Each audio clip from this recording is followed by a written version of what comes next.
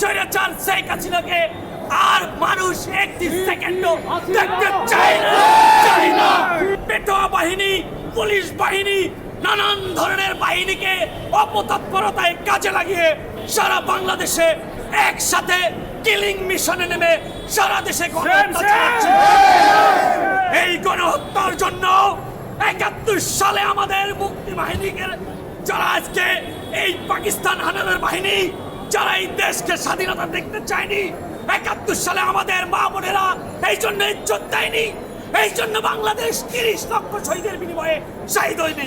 আজকে ২৪শে আমরা জেগে উঠেছি এই স্বৈরাচার শেখ হাসিনাকে আর মানুষ একটি সেকেন্ডও দেখতে চায় না। তাই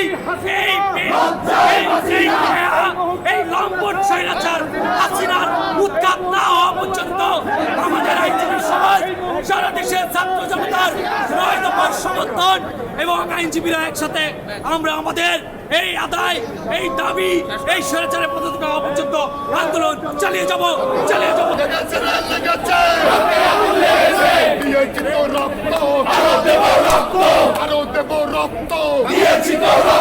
রক্তের বন্যায়